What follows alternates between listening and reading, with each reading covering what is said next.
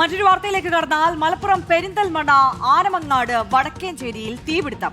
65-കാരൻ പൊള്ളലേറ്റ് മരിച്ചു. വടക്കൻ സിറ്റി സ്വദേശി കൈമല രാധാകൃഷ്ണനാണ് മരിച്ചത്.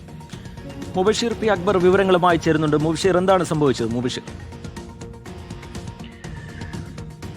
മലപ്പുറം ജില്ലയിലെ പെരിന്തൽമണ്ണ ആനമങ്ങാട് വടക്കേച്ചേരിയിലാണ് ഈ ഒരു തീപിടുത്തം ഉണ്ടാകുന്നത്. ഈ ഒരു സംഭവത്തിലാണ് 65 വയസ്സുള്ള വയോധികൻ പൊള്ളലേറ്റ് മരിച്ചിരിക്കുന്നത്. വടക്കൻ സിറ്റി മേഖല പ്രദേശവാസി കൂടിയായിട്ടുള്ള കൈമല രാധാകൃഷ്ണൻ, 64 ഇയാളുടെ പ്രായം എന്നുള്ളതാണ് നമുക്ക് മനസ്സിലാക്കാൻ സാധിക്കുന്നത്. എന്തായാലും ഇന്ന് വൈകുന്നേരത്തോടു കൂടിയായിരുന്നു ഈ ഒരു സംഭവം ഉണ്ടാകുന്നത്. ഈ മേഖലയിലെ ഈ തീപിടുത്തമുണ്ടായ ഭൂമിയോട് ചേർന്ന് പറമ്പിലെ ഒരു കാര്യസ്ഥനായി ജോലി ചെയ്യുകയായിരുന്നു ഈ വ്യക്തി.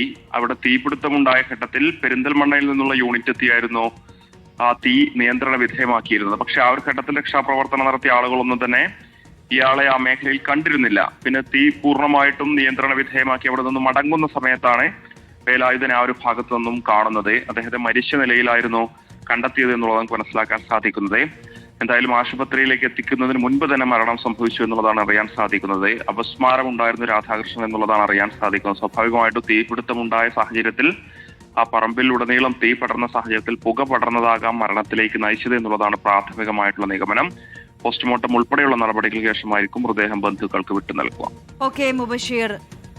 പെരിന്തൽമണ്ണ ആനമങ്ങാടാണ് ഈ ദാരുണമായ സംഭവം. തീപിടുത്തത്തിൽ 65-കാരൻ മരിച്ചു എന്ന വാർത്തയാണ് വന്നത്.